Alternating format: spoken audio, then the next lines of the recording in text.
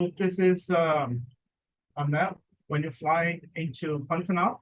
So you get the area of the Pantanal shown by the red.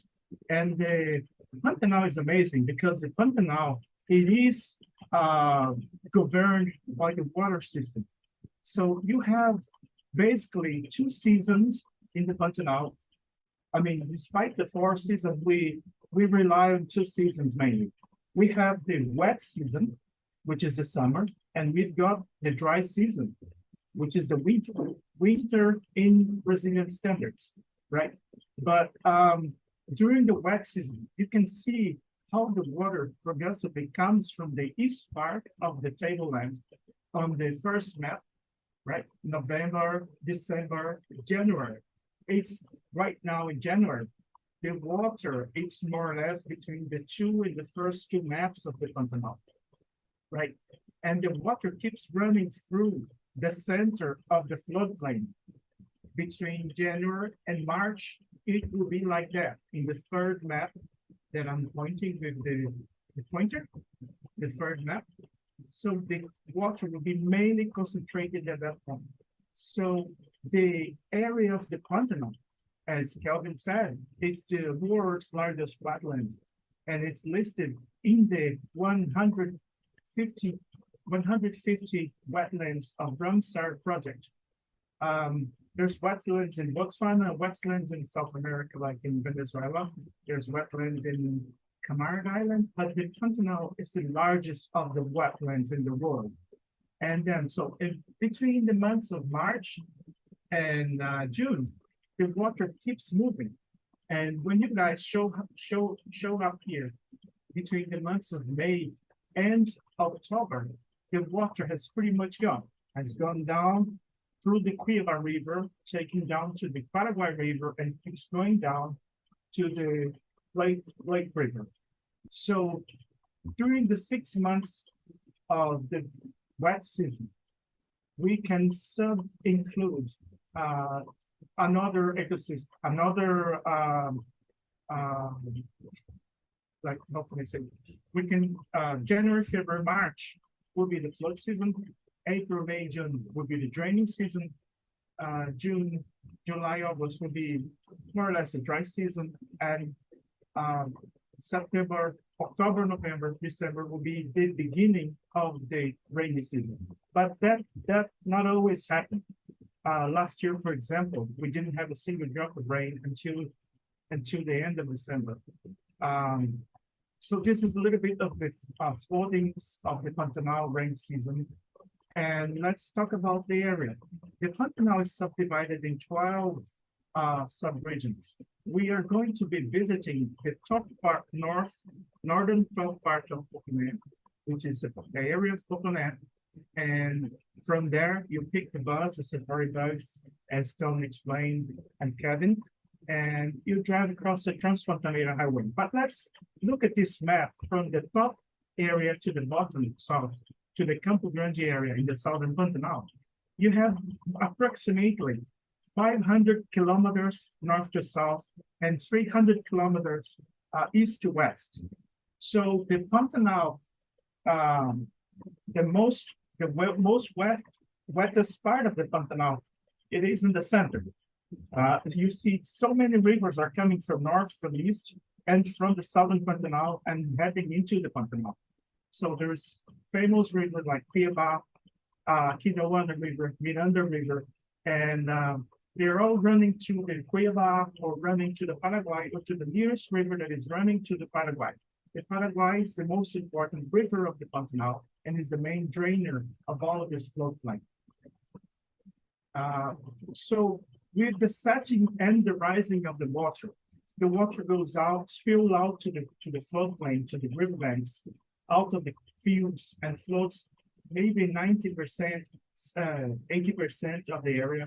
Only a few spots will be dry, and the water will be there for a couple of months, maybe 3 months, until April, May. So when the water goes down, the water will be leaving behind. It starts to recede back to the river and will leave behind masses of fishes, masses of apple snails, like Kevin mentioned and showed a wonderful picture of that. And these fishes left out in the smaller pools, apple snails, millions of fishes, all different sorts of fishes. This will be food for the masses of the hundreds and hundreds of wood storks, great egrets, you know, snowy egrets, jabiruus, Maguire storks. They will be gathering by the thousands and hundreds all together. It's just an amazing thing to see. And it makes the perfect habitat for the birds, such as toucans. You see toucans flying over, sitting on the riverbanks, catching fruits from the cecropia trees, the pioneer tree, typically common in the area of the Pantanal. And also,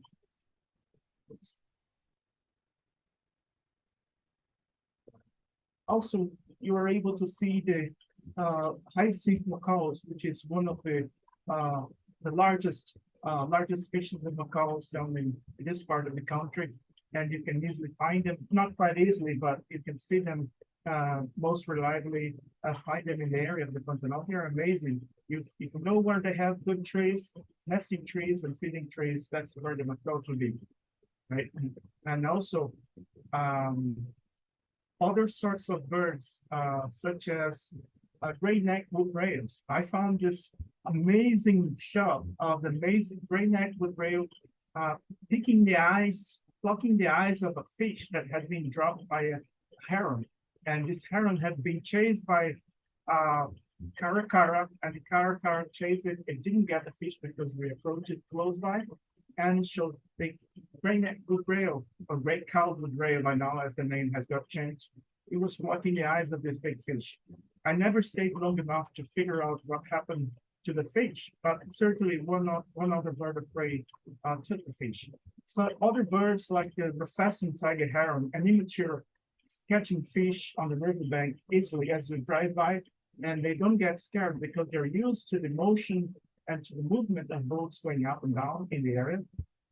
But also beautifully and amazing birds like the five kingfisher in the area of Jaguarland, and you can find them in the most beautiful light as ever, sunset light or sunrise light as ever. If you're moving out early, if you're an early bird, obviously, and the kingfishers are amazing. I took these two pictures of a ringed kingfisher and an Amazon kingfisher, and I love these pictures, not because I took them, because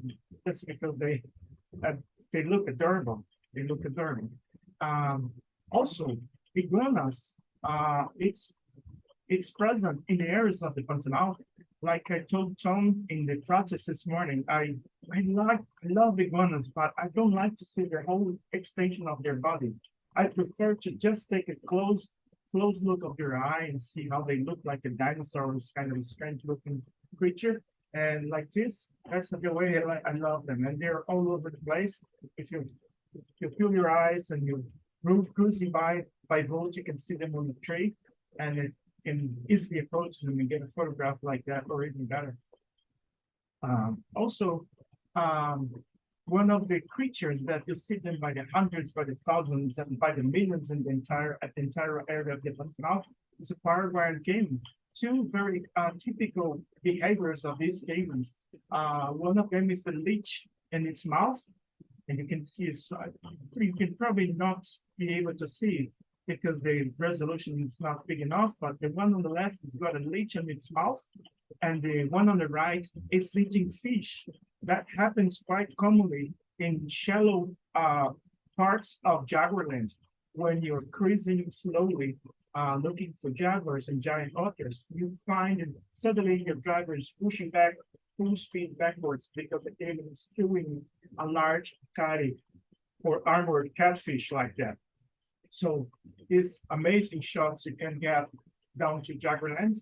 One of coincidentally, one of the pictures that Tom showed at his beautiful talk was a caiman that had tried to eat a Brazilian porcupine, which is got a Brazilian porcupine has got a prehensile tail, and they climb trees so often, and they sleep up in trees and feed on leaves. And once in a while, I would think he would come down to drink or maybe to swim across the river, and then he'll luckily come across a caiman like that, and you know the end of the story.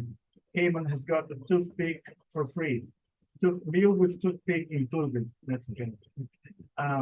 I also like to see other scenes on Jaguarland that it's typically seen, and that everyone that has been coming to Jaguarland with Naturetrek has been able to find this. When caimans die, they turn their belly upside down and they start flowing down river. So these vultures, if you see caimans flowing down river, you can easily stop by and wait. Vultures will follow them and land in their bellies to start eating them by its guts. I think that is quite stunning, as long as they far enough not to smell what they smell of the dead caiman, but I love that too.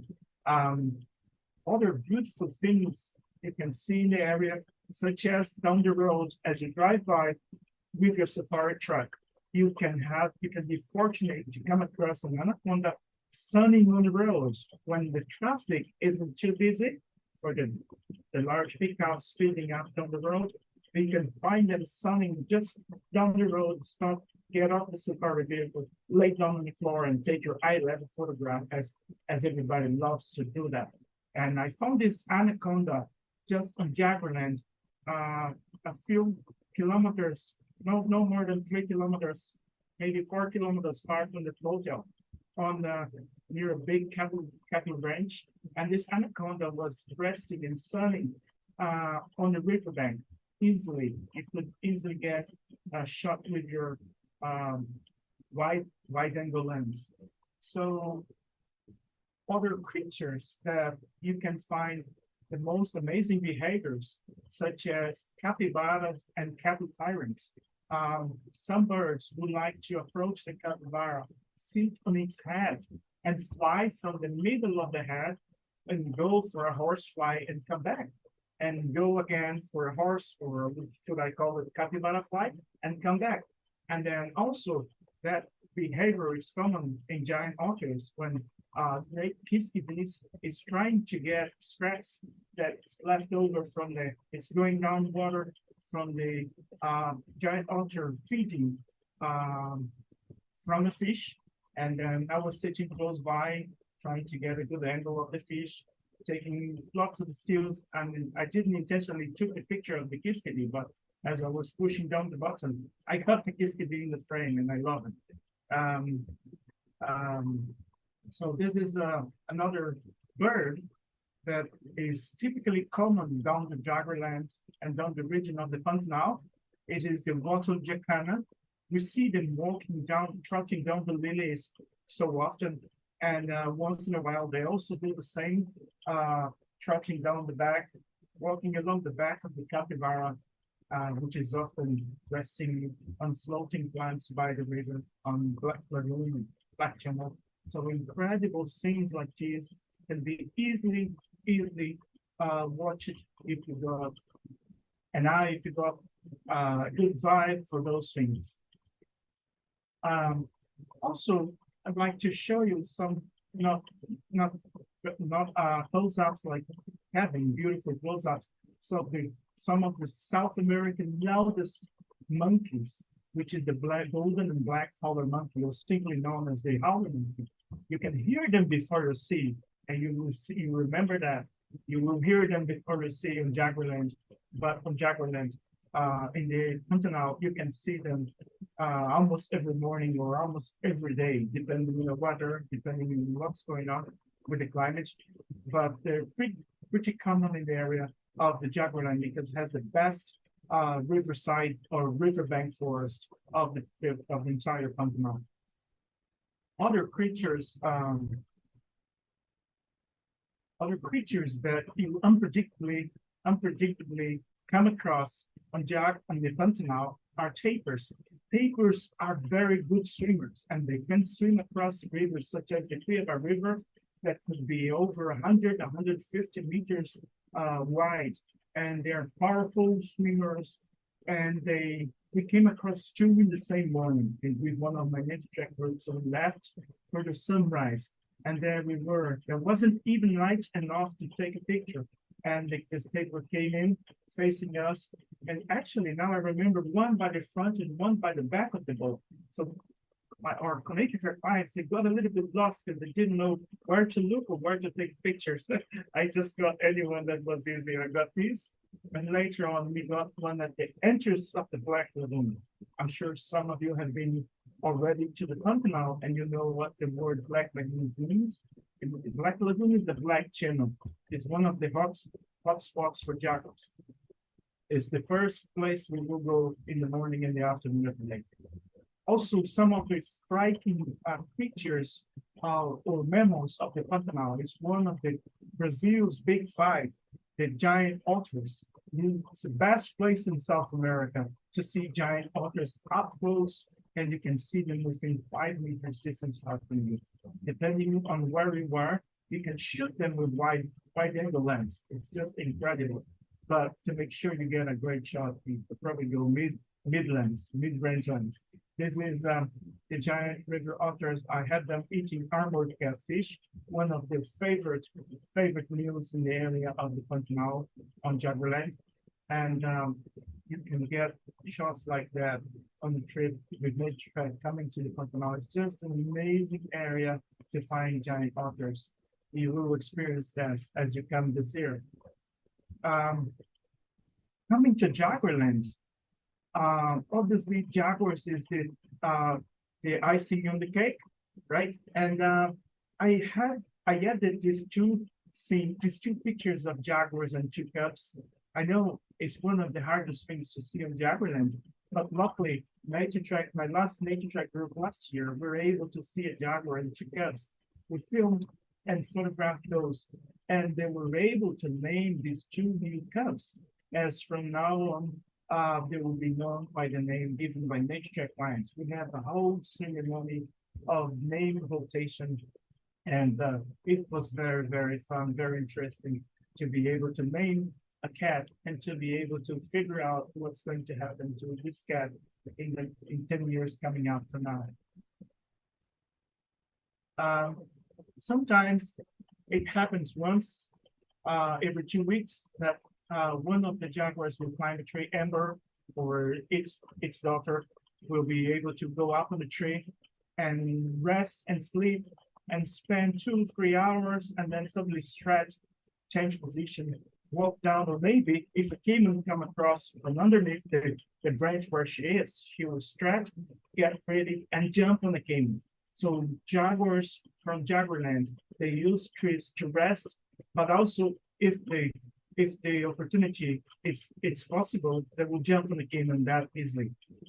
They will jump 5 or 6 meters from the top of the tree and coming down straight in the caiman. That's such a great show, such a great video. I will spend as many hours as I can if I see a jaguar like that. Last year, we watched this jaguar with Naturetrek for 4 hours. This jaguar had a cub hidden in the bushes, and I was aware that she could bring out the cub on the tree to teach the cub to do the same thing and go to be up there. So I was optimistic enough to foresee that the mother would bring the cub up there, and I love that. Other things, incredible sights that you can see on Jaguarland are jaguar killing its main prey, which is a caiman, or secondly, capybara, or by any chance, if they come across an anaconda, which is I've seen only once in my lifetime, guiding for Naturetrek. But caimans is one thing that it's happening once every other day, depending if the mother has cubs. They are on a mission. They have hungry 2 little kittens to feed. So once every 2 days, once every other day, they'll have to go out and make a kill. And it's lovely when you have jaguar with cubs because they have that mission to feed 2 hungry cubs every day. Jaguars are great swimmers. I bet you didn't know they can swim that well. They can swim across the river. They can swim along the fastest or the strongest currents that you could ever imagine. And these jaguars, they can see a caiman floating on the deep water, jump on them from the 3, 5 meters high bank and beat the caiman in the water. Jaguars are so powerful that they can beat the caiman, which is a water habitat reptile, and they can beat them and bring them out to the land and barbecue them in the next bush.